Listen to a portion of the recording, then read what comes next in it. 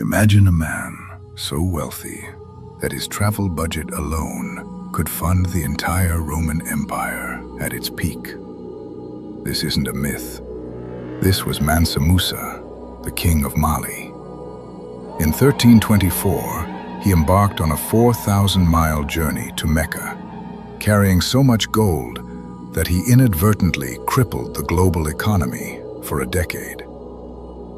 But today, we aren't just looking at history, we are looking at a catastrophic what if. Because Mansa Musa didn't just spend gold, he destroyed its power. What if he hadn't been a generous pilgrim, but a cold, calculating economic conqueror? Welcome to the Flipverse. The Mali Empire sat on 50% of the world's gold supply at the time. When Musa arrived in Cairo, he gave away gold to every poor person he met and spent it lavishly in the markets. But here is the economic flip. He increased the local gold supplies so fast that the price of gold plummeted. In Cairo, Medina, and Mecca, the value of money was wiped out. It was history's first recorded case of hyperinflation. To understand the scale of this disaster, you have to look at the price of a single loaf of bread in the streets of Cairo. Cairo was the most stable economy in the Mediterranean. A gold dinar was a rare, powerful asset. It could buy you months of supplies. But then, the flip happened. Musa's 60,000 men didn't just walk through the city. They poured gold water. They paid 10 times the market rate for everything, from silk to spices to street food. Within weeks, the city was drowning in gold. But here is the catch.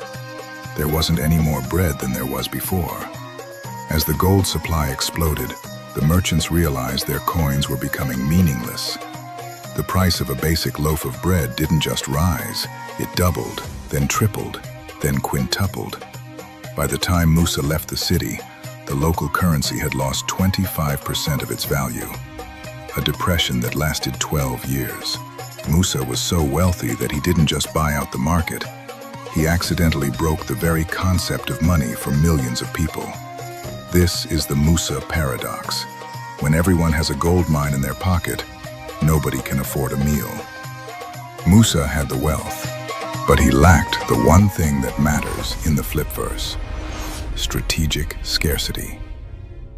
Now, let's flip the timeline. Imagine it's 1324, but instead of giving gold away, Musa treats it like a weapon. He realizes that Europe is weak, fractured, and starving for currency. Instead of a pilgrimage of peace, he leads a pilgrimage of acquisition. He doesn't spend the gold, he lends it. He creates the first global central bank in Timbuktu. While the Italian city-states are fighting over scraps, the Mali Empire is buying the Mediterranean. Imagine a 1400s world where the global reserve currency isn't the dollar or the euro, but the Mali dinar. With absolute control over the world's capital, the Mali Empire in our Flipverse becomes a sanctuary for the greatest minds of the Middle Ages. Islamic scholars and European scientists, funded by endless Malian gold, kickstart the Industrial Revolution 400 years early. We see steam-powered ships sailing from West Africa to discover a primitive North America. We see a global trade network where the Sahara isn't a barrier, but a high-speed trade vein. The Renaissance doesn't happen in Florence. It's centered in the universities of Sankore. This is the power of consolidated capital, the ability to turn a raw resource into a global future.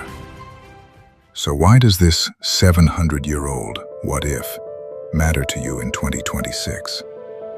Because we are living through the exact same flip. Mansa Musa flooded the market with gold and made it worthless. Today, our Mansa Musas are the central banks, flooding the digital market with trillions of dollars. We are devaluing the very thing we work for.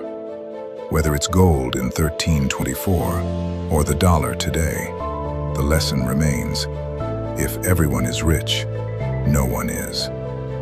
We are mining paper gold at a rate the world has never seen, and the crash is coming. Mansa Musa's story is a warning about the volatility of wealth. But wealth isn't the only thing flipping. To see how your world is changing before it happens, subscribe to the Flipverse. I'll see you in the next timeline.